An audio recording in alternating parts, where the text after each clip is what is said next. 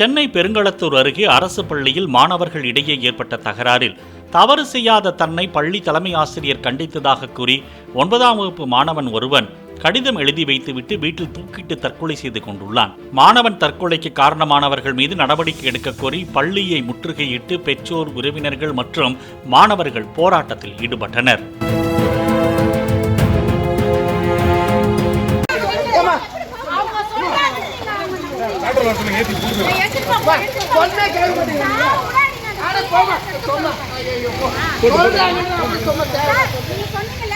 Compound சின்னதா இருக்கு. இது இல்லமா தெரியுமாப்பா அந்தாண்ட ஏமா இல்லமா ஸ்கூல்ல எல்லாம் கேட் எல்லாம் வந்தா அது சொல்றாங்க.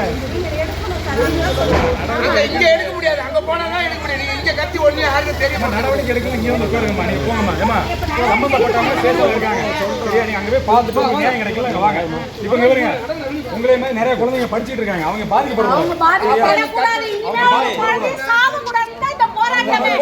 ஒரு தாய் புள்ள ஸ்கூலுக்கு அனுப்புனா நம்பி வரல வீட்டுக்கு. ஏன் வரல? என் குழந்தை செத்து போச்சு. பதில் சொல்ல அந்த எச்சம ஸ்கூல்ல இன்னும் 3 மணி நேரம் அந்த குழந்தைய உட்கார வச்சு அனுப்பிச்சிருக்காங்க. எல்லாருக்கும் தெரியணும்ல.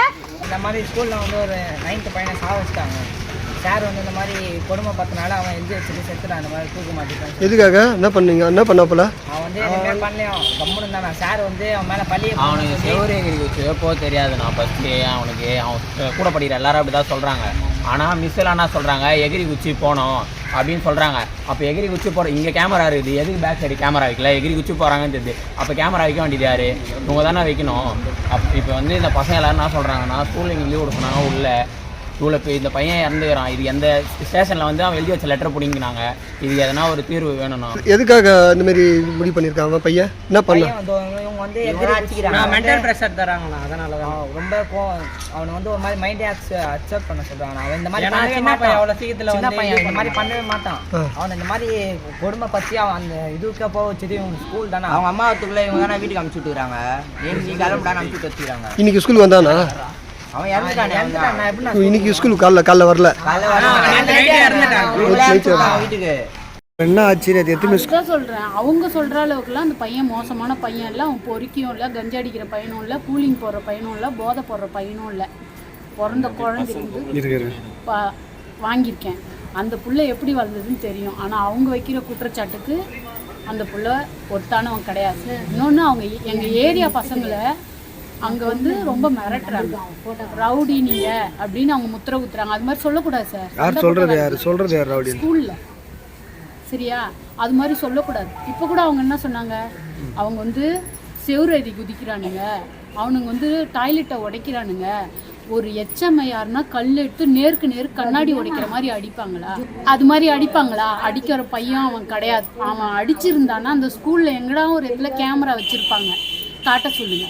நான் என்ன சொல்கிறேன்னா, நேற்று 3 பீரியடர் வந்து அவனை HM ரூமில் உட்கார வச்சுருக்காங்க.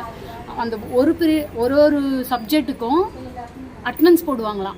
அட்டனன்ஸ் போடும்போது 12 மணிக்கு மேலே போட்டிருப்பாங்க. மத்தியான பீரியடு போடும்போது அந்த பையனை இல்லைன்னு அவங்களுக்கு தெரிஞ்சிருக்கோம்ல. காலையில் அடுத்த பையனை அடித்தாங்கன்னு சொல்லி அம்மாவுக்கு ஃபோன் பண்ணாங்கல்ல.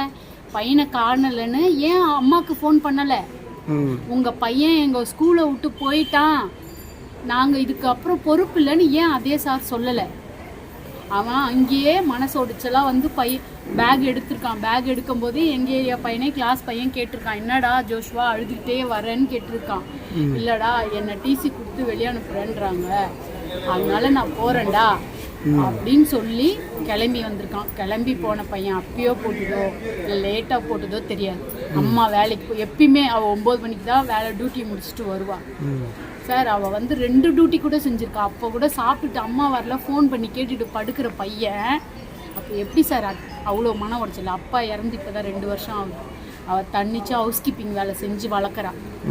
ஒரு பெண் குழந்தை இருக்குது. அந்த பெண் குழந்தைய ஹாஸ்டலில் சேர்த்துருக்கா. ஒரு ஆணா துணையாக இருக்கட்டும், நம்ம புள்ள இல்லைன்னா நம்ம மேலே யாருன்னா கை வச்சுக்கிறாங்கன்னு பயந்துக்கிட்டு அந்த குழந்தைய கூடவே வச்சுருந்தா. சொல்லுங்கள், அந்த மாதிரி குழந்தைய இவங்க அநியாயமாக பேசிட்டாங்க சார். எங்களுக்கு 12 மணிக்கு மேலே அவன் வெளியேறினான். எங்களுக்கு இன்ஃபார்ம் பண்ணியிருக்கணும், அது தப்பு பண்ணியிருக்காங்க. எங்கள் நியாயம் கிடைக்கிறவனே அவங்க டெத்தை நாங்கள் வாங்க மாட்டோம் சார்.